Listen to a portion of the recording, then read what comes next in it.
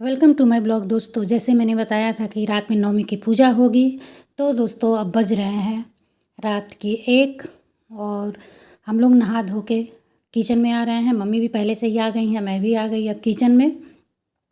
अब शुरू करेंगे नवमी पूजा की तैयारी, जिसके लिए ये देखिए किचन में हर एक चीज़ रात को ही सही करके रख लिया गया था।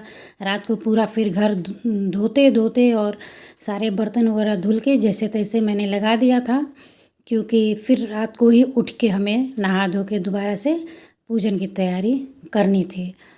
तो रात को जो भोजन बना, हम लोगों ने भोजन किया, मम्मी ने फलाहार किया, उसके बाद सारे बर्तन धोई और हमको लग रहा है कि 11:30 बजे रात को मैं फ्री हुई थी।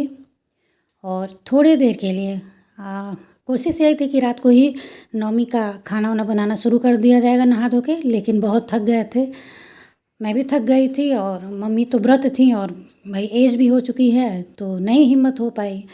तो फिर ये हुआ कि चलो सुबह 1 बजे उठा जाएगा। फिर अलार्म लगा के मैं बिस्तर में आ गई और 1 बजे हम लोग उठे हैं और नहा धो के 1:10 पे हम लोग आ गए किचन में। और किचन में हम लोग का नवमी की पूजा होती है, तो उसमें देखिए ये मम्मी पूजा कर दी नवमी की। और किचन में हमारे वहाँ बनता है नवमी की पूजा में दाल भरी पूड़ी, सादी पूड़ी, बखीर जिसे गुड़ का खीर भी कहते हैं, और गुलगुला बनता है आटे का, बड़ी बेसन की, और चावल और काली दाल बनती है, चने और उसकी उड़द की दाल मिक्स करके दाल बनाई जाती है। और कोई भी सब्जी 1-2 तरह का बन जाता है। नवमी की पूजा बड़ा विधि विधान से और बहुत ही सावधानी पूर्वक करनी होती है, इसलिए मम्मी ही करती हैं। घर के बूढ़े बुजुर्ग घर की पूजा पाठ करते हैं तो वो बढ़िया रहता है और बड़ा परिवार को शांति मिलती है, मन को शांति मिलती है।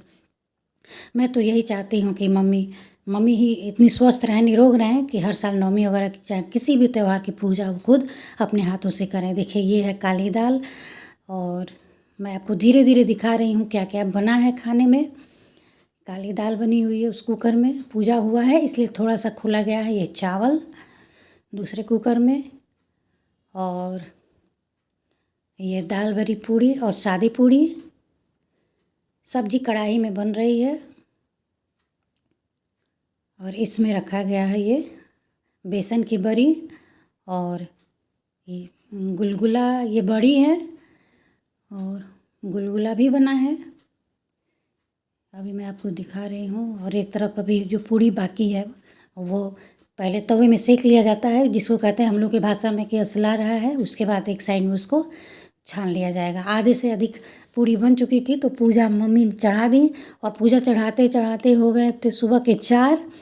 और जल्दी जल्दी सब कुछ कवर करके खाना किनारे करके भगवान जी माता जी को प्रणाम करके फिर हम लोग अब 4 बज रहा था तो 4 बजे से क्या किया जाए। देखिए ये है गुलगुला, बड़ी के जैसे ही बनता है लेकिन ये आटे का बनता है, गुड़ के पानी में घोल के। और खाना जल्दी जल्दी बना, पूजा चढ़ा और सोच लीजिए कि रात को 11:30 बजे बिस्तर पे हमने गया, कुछ सोया भी नहीं। फिर 1 ही बजे से उठ के और 4 बजे तक लगातार सास और बहू दोनों मिल के काम किए। समझिए रात भर का जागरण हो गया था। ये बखीर है, ये काली दाल,